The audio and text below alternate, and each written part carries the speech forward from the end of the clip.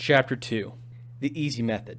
This book's objective is directing you into a new frame of mind, in contrast to the usual method of stopping, whereby you start off with the feeling of climbing Mount Everest and spend the next few weeks craving and feeling deprived. You start right away with a feeling of elation, as if cured of a terrible disease. From then on, the further you go through life, the more you will look at this period of time and wonder how you ever used any porn in the first place. You will look at other porn users with pity, as opposed to envy. Provided that you're not someone who had never become addicted reading for your significant other, or had quit, or as in the fasting days of a porn diet, it's essential to keep using until you have finished the book completely. This may appear to be a contradiction, and this instruction to continue to masturbate to porn causes more objections than any other. But as you read further, your desire to use porn will gradually be reduced. Take this instruction seriously. Attempting to quit early will not benefit you. Many don't finish the book because they feel they have to give something up. Some even deliberately only read one line per day in order to postpone the evil event. Look at it this way. What have you got to lose? If you don't stop at the end of the book, you're no worse off than you are now. It's by definition a Pascal's wager, a bet taken where you have nothing to lose and high chances of large gains. Incidentally, if you haven't watched porn for a few days or weeks, but aren't sure whether you're a porn user, ex-user, or a non-user, then don't use porn to masturbate while reading. In fact, you're already a non-user. But we have to let your brain catch up with your body. By the end of the book, you'll be a happy non-user. Easy Peasy is the complete opposite of the normal method, where one lists the considerable disadvantages of porn and says, if only I can go long enough without porn. Eventually the desire will go and I can enjoy life again, free of slavery. This is the logical way to go about it, with thousands stopping every day using this method. However, it's very difficult to succeed for the following reasons. Stopping PMO isn't the real problem.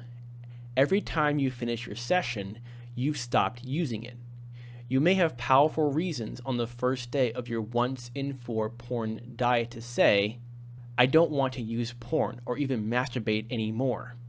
All users do, and their reasons are more powerful than you can possibly imagine. The real problem is day 2, 10, or 10,000, where in a weak moment you will have just one peak, want another, and then suddenly you're an addict again. Awareness of the health risks generates more fear, making it more difficult to stop. Tell a user it's destroying their virility, and the first thing they will do is reach for something to surge their dopamine, a cigarette, alcohol, or even firing up the browser to search for porn. All reasons for stopping actually make it harder. This is due to two reasons.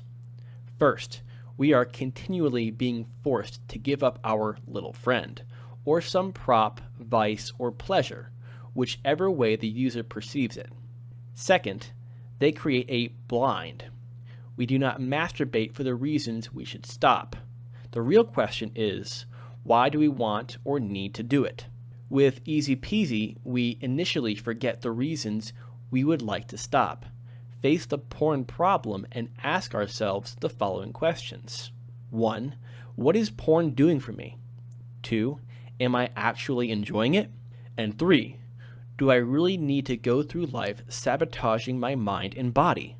The beautiful truth is that all porn does absolutely nothing for you whatsoever. Let me make it quite clear.